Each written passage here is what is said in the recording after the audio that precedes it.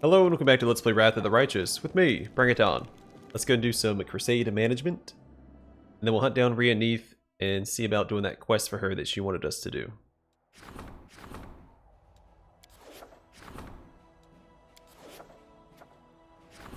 Alright, Enchanting the Crest of the Fallen Knight. The clerics are divided on whether Melander Lins was a hero or a blackguard, or blackguard. Some want to pray to good deities for him, others wish to stigmatize his name. Alright, so pray for the Fallen Knight Lins. While wearing this belt, a monk can spend 1 key point to enshroud the target's heart and lungs in the fine veil of emerald. Affected creatures become more fragile, getting -2 penalty to AC. It also has to pass a fortitude saving throw, or all bludgeoning damage it receives is multiplied by 1.5 to the end of combat. Or shame the Fallen Knight of Lins. You can cover yourself in invisible corrupted fire. Under its effects, all your fire spells deal additional 2 to 6 unholy damage. Become immune to fire damage, but gain weakness to cold and holy damage.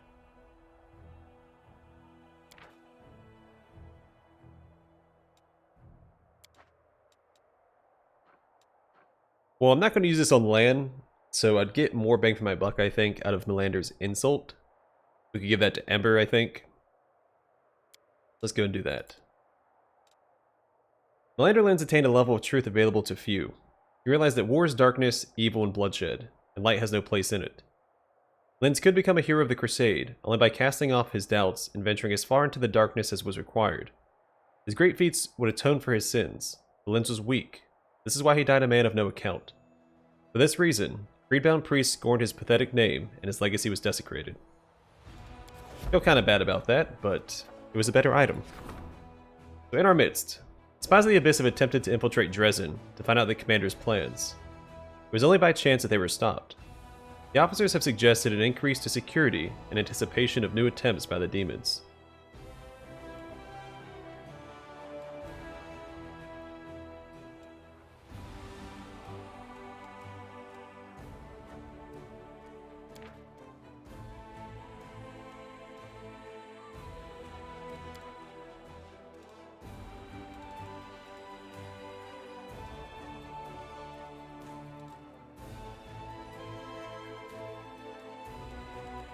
We'll pick this one. Select trustworthy soldiers who will keep an eye on their comrades. Sela will personally talk to the best among the Crusaders, and select the most loyal and pure of heart to look for spies. These warriors will also serve as a model for common soldiers to follow. Underground Avengers. A group of mongrels that has arrived in Dresden is itching for a fight. Land worries that the belligerent recruits might ignore their orders in battle, lose their heads, and then lose their lives.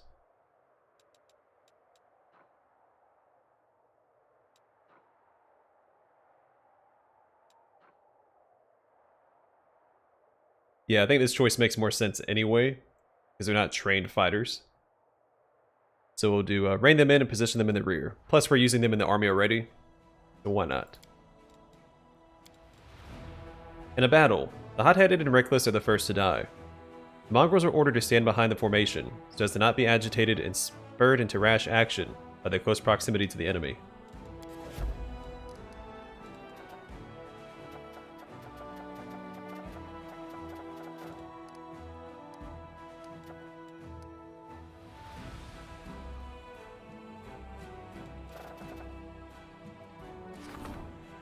Alright, the fate of the unholy symbol of Robogug. The skilled craftsman can do some work on the relic. We'll start that. Logistics reform. Every piece of land that the Crusaders seize from demons puts additional load on the logistics and supply channels connecting the Crusade's troops. In order to maintain this tight network, experienced officers are required to implement reforms to logistic processes. Oh, that's missing a comma somewhere. It read really weird. Alright, Defenders of Freedom. A group of Yama-Azadas, relentless in their fight against injustice and oppression, are willing to leave behind their beloved homelands in Elysium and join the Crusaders. What's the other one? I'll do this one instead. To strengthen the chain of command. The war wears soldiers down and defeatist attitudes sink in. In order to reinforce the discipline, the Commander Staff Council must look for new solutions.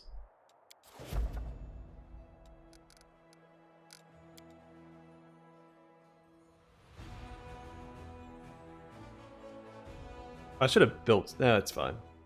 I can always build stuff on the overworld map.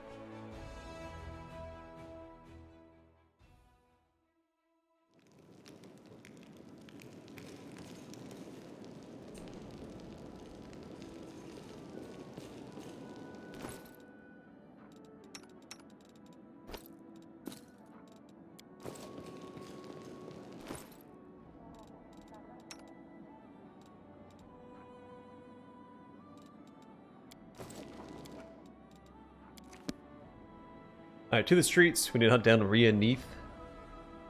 See what she wants us to do.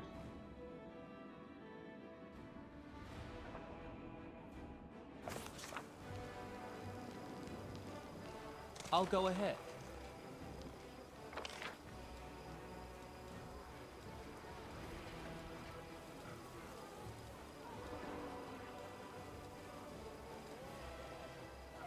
All the way over there. We're gonna swim by the storyteller real fast as well.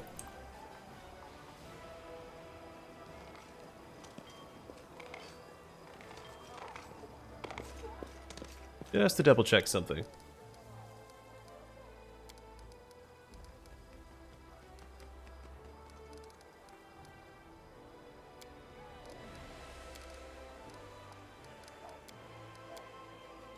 We don't have the resources to do anything else with him quite yet. Alright, let's go talk to Ria Neith.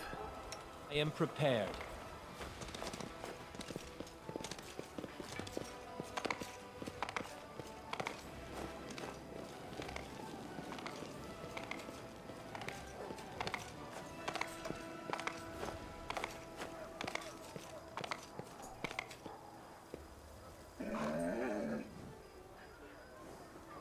I'll check his wares real fast. I don't remember what he carries.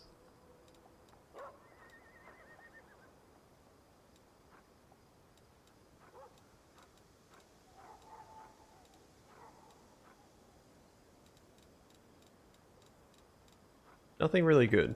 Okay. Ria standing, arms folded, pensively observing the activity around her. Noticing you, she greets you with a nod. But remind me, who are you? Ria Neith, sales representative of the Ferridazzle and Company trading house in Erosian. I have a few offers for your quartermaster, but making business connections is not my main reason for being here. Now show me your wares. A Ferridazzle and Company trading house provides only the very best. That's an upgrade compared to what most my... well, at least as far as these are concerned.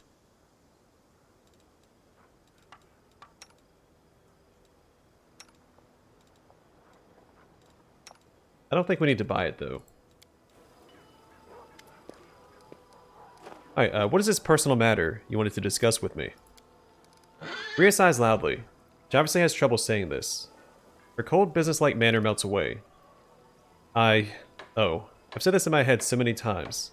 Now that I actually have to say it, I can't put two words together. I want to talk to my son very much, but he's avoiding me. I know you are friends, or at least he listens to you.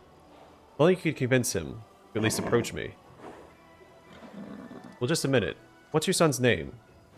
I know no one by the name of Neith. Oh, this is Lann's mother. Like Neithholm. Oh, of course, forgive me. Neith is not a real family name, exactly. My husband didn't have any at all, and neither did I. We took the name of the village he lived in. My son's name is Lann. He knows I'm here and is hiding from me. I can't blame him, but I might never have another chance to make amends and tell him I love him. Why doesn't Lann want to see you? Ria turns around. Isn't it obvious? I gave up and abandoned him. The day his father and I decided to go our separate ways, that was that. He must resent me, or hate me. Maybe he's ashamed of me. Or maybe he is wiser than me. Some children shouldn't meet their mothers. There's no point in reopening old wounds. But I still want to see him, so much. A half-elf married a mongrel. How did that happen? Ria smiles sadly. When it comes to love, does it matter who you are? Back when I was young, I was a smuggler. One day, my friends and I were attacked by our rivals. They were in such a hurry to get their plunder, they didn't even finish us off. They just threw us into a well. I ended up in the mongrel tunnels. Kin was young and curious. Luckily, our boots interested him less than we did. He brought me back to life. I screamed and stabbed him. That's probably a sign that our marriage wouldn't be a happy one. And still, we loved each other. He took care of me, was always ready to make me laugh. He was optimistic, but not the most driven man. I, on the contrary, was too driven. I dragged him to the surface. I believed back then I could move mountains if I just wanted it hard enough, but it didn't work out. Why did you abandon your son? Because Ria fights back tears, as if the tragedy is still too raw for her. I broke, gave up, convinced myself that it was our decision, not my decision, that it would be better for everyone. Not sure if Lann told you, but I had other children besides him. They were different. All of them were special, and all were missing something. They just couldn't survive. The last one was born in pieces. I realized he would be the last one. I just knew it. I didn't need any healers to tell me that. After that, it's like I sank into a black hole. I saw Kin grieve. I saw Lann struggle to find a place for himself. The neighbors felt no pity for us when they heard about our struggles. They accused us of worshipping demons, homage to anyone. And I realized I was to blame for all of it. Making Kin go up to the surface. For deciding to have children with him no matter what. For appearing in Kin's life, having Lann. And for what? So he could suffer? Kin and I discussed it. He said he would take our son and go to his tribe. We both thought we were relieving each other of a terrible burden, and at least we would be making Lann happy, because he would grow up among his own kind. I still ask myself if we did the right thing. If Lann doesn't want to see me, there was nothing right about it. What kind of mother could abandon her own child? Ria looks you in the eye. Yes, I agree. Alright, I'll find your son. Ria nods, trying to maintain her composure, but tears are glistening in her eyes. Thank you. This means so much to me. I have to go. Thank you for your time, Commander. Alright, Lann, we're just standing right over there. Okay. He hasn't gone anywhere.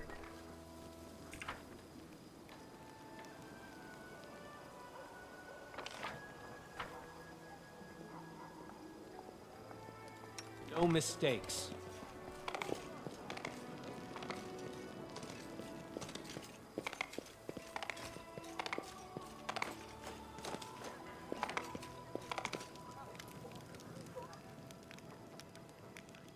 Oh, what brings you here? Your mom came to see you, Lann. Oh, why don't you want to talk to her? Let's actually do this one first. Congratulations, Chief. How do you like your new title? Lann looks at you sullenly. If I just scream, ah, for 5 minutes, rip all the hair out of my body, will that count as an answer to your question? I've always been a loner, as much as anyone can be in a tribe. Sure, I was never left out of any birthday parties, only out of courtesy. I got used to caring only about myself, but now the entire tribe is my responsibility. I'm expected to feed them, teach them, heal them, settle their disputes. Sometimes I feel like I'm going insane, and I can't do anything right. And sometimes I take a breath, look around. Everything seems to be working. No one's died, no one's crying or eating dirt, which means I've done alright. But look who I'm talking to. He understands just as well as I do. What's it like being a commander?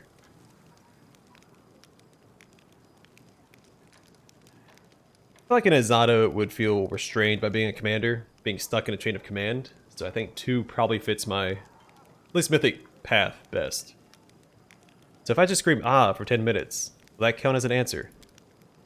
Lann laughs. Alright, let's pick a time together. Let's pick a time and we'll scream together. I think we both need it. Hey, your mom just came to see you, Lann. Why don't you want to talk to her? Ah, she got to you too. He clears his throat. It's not that I don't want to see her. I'm just busy. Lann waves his hand vaguely. With, you know, this and that. Crusader matters. Sometimes I feel like a mother of a large brood. And besides, she didn't come here for me. She's here on business. I don't want to distract her. By the way, have you seen her card? I got one from a merchant. Lann produces a business card from his pocket. Ria Neith, Dazzle & Company Trading House, the Rosian. The Boston gold and everything. People with gold lettering on their business cards probably don't have time for idle chit-chat.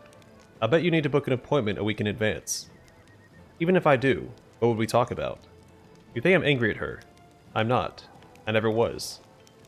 She and my dad had it rough. They didn't make it, and that's nobody's fault. But so much time has passed. She and I are just strangers now. If you happen to see her, tell her I've got a lot on my plate right now. Excuse me. Maybe some other time. I know she lives in Nerosia now. Maybe I'll send her a present on her birthday.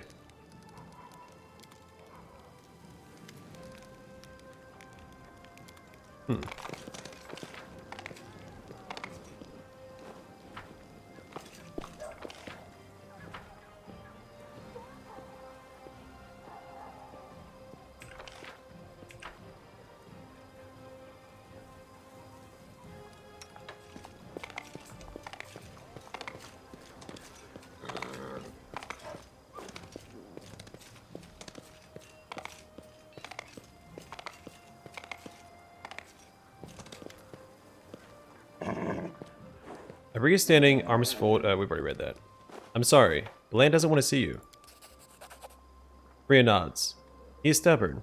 I'm not sure if he gets it from me or his father. Please try again. But now.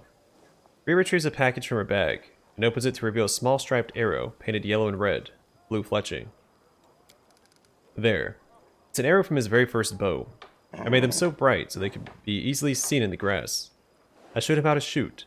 I taught him to train his vision, to account for the wind, to fix his string. Just take it to him as a souvenir, a keepsake. Tell him I've never forgotten him. I know Lann won't forgive me, but he should know that at least. A toy arrow with a bright red and yellow stripes and blue fletching.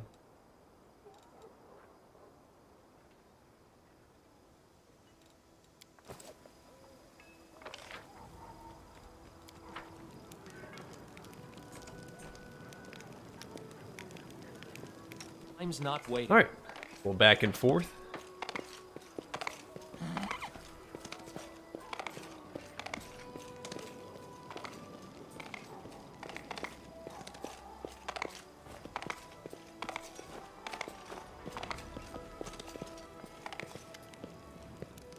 What brings you here? I give the arrow. Your mom gave me this. She's never forgotten you. She's very sorry. Lann takes the arrow carefully and examines it. This is my toy, from when I was a kid. It's... Suddenly he breaks the arrow with his clawed hand and flings it behind his back. Ah, it doesn't matter. Not anymore. She made her choice, and my dad let her. I don't want to blame her. I have no right to. Lann catches his breath and smiles at the human half of his mouth. Sorry. I must have woken up on the wrong side of the bed today. Sitting around Dresden for too long is bad for me. I start getting irritated by the smallest things. I'm always in the best mood when I'm killing demons in the wound. Don't tell her I threw away the arrow. And please tell her I don't want to see her. It would be better for everyone that way. Alright, I'll go back over here and talk to your mom again. You can settle this yourselves. I mean, I'm the Knight Commander. I have more important things to do. Know what to do.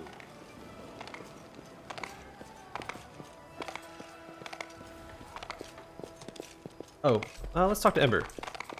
We completed her quests. She might have something to say. Ember is bobbing her head and humming a tune. She greets you with a carefree, cheerful smile.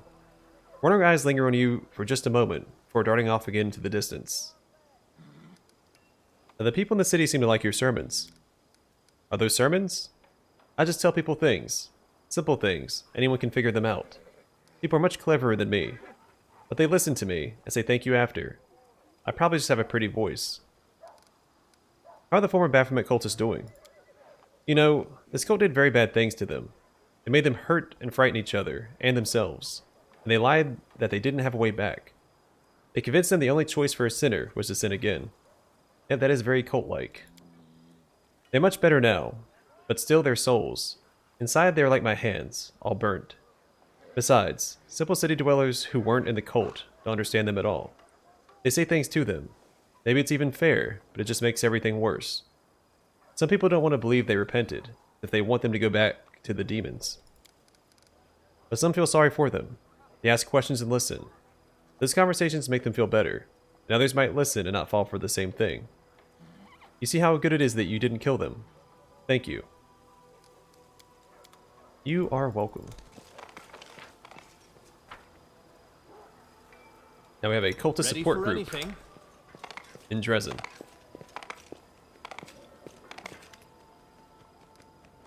Ria standing. Well, I've already read that. I threw the arrow away. I'm sorry. Ria grits her teeth, holding back tears, and tosses her head proudly. Alright, alright. It was just a silly sentimental piece of wood that won't change anything. He is right. He did the right thing. He was walking with so much sass. Lance drives up to Ria and stops, as if he's hit an invisible wall. Mom, you look well. Ria clenches her fingers so tight, her knuckles go white. Lann, you're so tall. I see your entire tribe is here. How is Dad? Please stay down below. He died. Oh, I see.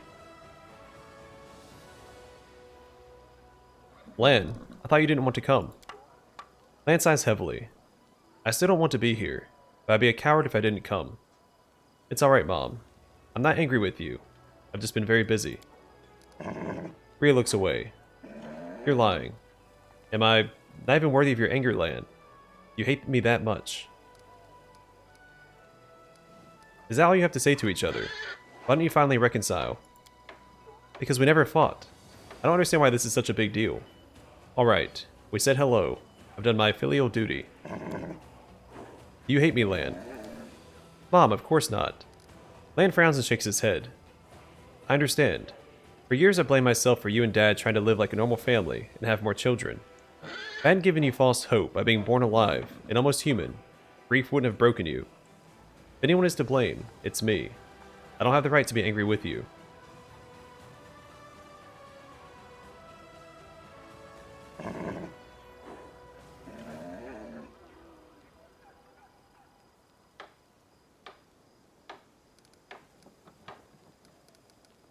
Oh, you're right. You shouldn't be mad at your mother. Family harmony is important. What nonsense. Hiding your feelings is a lie, not harmony. I'm a grown woman. I can handle your resentment, even your hatred. I deserve them, Lann. You have every right to be angry.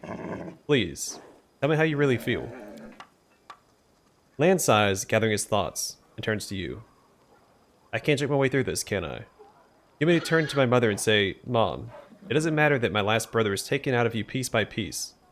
It doesn't matter that you've been banished from everywhere because of Dad and me. None of that matters, because a selfish brat wanted to have a mom, and still does, even after growing up into a man. Is that what you mean to say? No. That will never happen. Never. Ria smiles sadly. You've already said everything you need to, sweetie. And you've never been a selfish brat. Headstrong and a little lazy, maybe. But never selfish. Forgive me. I love you so much, whether you believe it or not. I'm sorry that I wasn't strong enough to be the mother you deserve. Lann gives up. His face falls like someone let all the air out of him. I forgive you. I love you too. When I said just now, I went too far. I was so lonely without you, and angry at you, and at Dad, and at myself most of all. I know, Lann. I'm so sorry. Ray quickly wipes away your tears and smiles. You silly little cave potato. Don't you dare be angry at yourself. I've never regretted having you. Not a single day. You know, I'm leaving soon. When the war's over, I'm in Nerosian. Visit your brothers together. I made sure their graves were looked after. Well, do you agree? Lann gulps and nods without saying a word.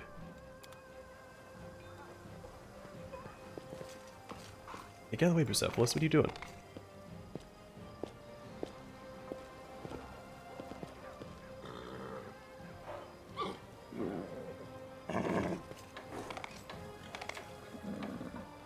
I'd like you to stay longer. And what would they say about you in Legends? Lann who went to the Crusade with his mommy. Okay, I think we're done here. Warriors of Dresden, would you get a load of this? My mother is humiliating me.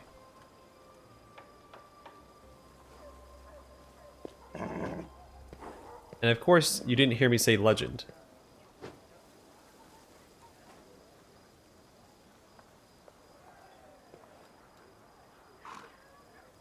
Alright, now we might be done here. Now I'm gonna rip Lann away from his mother so he can go adventuring. Focus on the goal. Sorry, Lann, but war doesn't wait for anyone.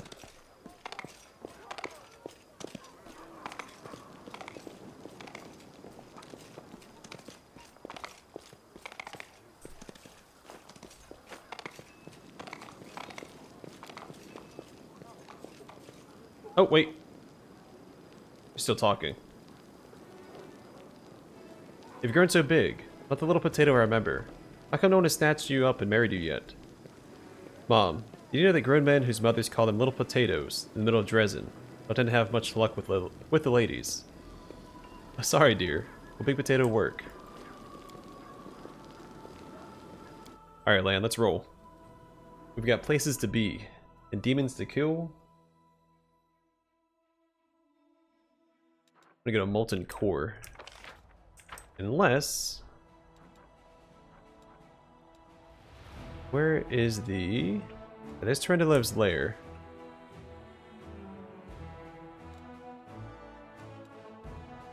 Where is the Dragon Burial Grounds?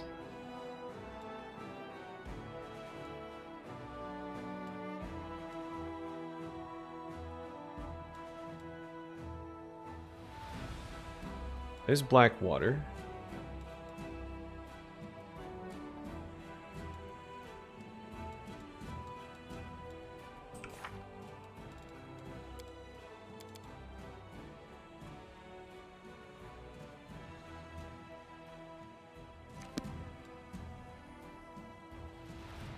I doubt it's this far over here. Alright, we'll do it this way.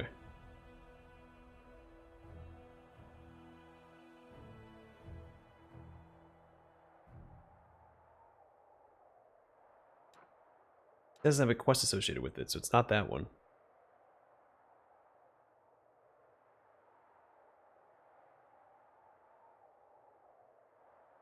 Don't see it. Oh, it's all up there. Never mind, I found it.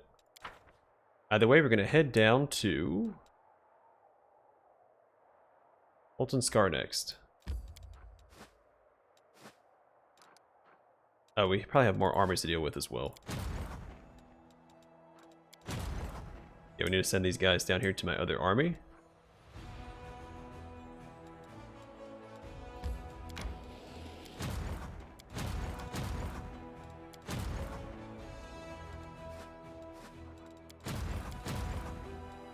Oh, really? You can't just... Okay. It's lame. Alright. Head towards the Molten Core. Or Molten Scar, whatever it's called.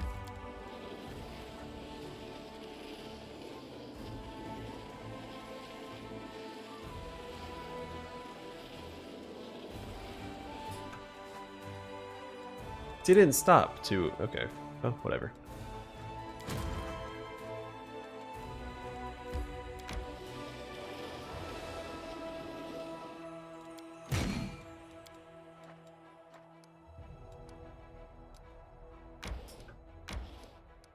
Why can't we go this way?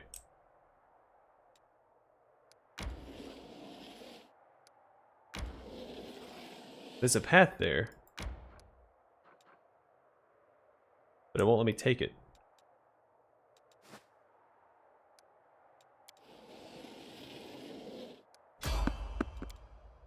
It's weird.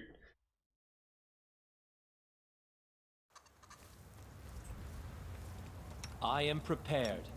This spell doesn't work like that. Time's not waiting. I'm fatigued, man. I will resist! We won't fall. I swear it. You're irrelevant! I'll remove this obstacle. You see that?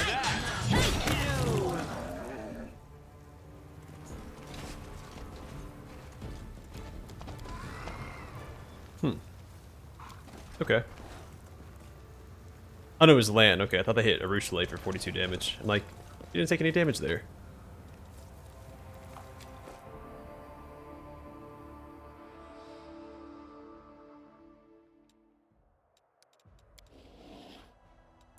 So I'll rest when we get here. And then in the next episode, we'll enter the Molten Scar, and we're looking for missing people here, right?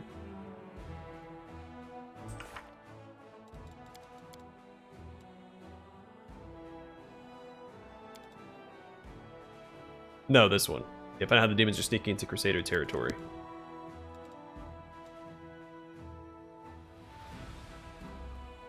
I'm angry with myself for not realizing there was something off about Nura, but I feel sorry for her, too. Things have been different for her. She would have made a great ally. Not just another lost soul the Abyss will have to answer for. You think people like her can change? No. She picked her path of her own free will. Two lawful characters arguing about it.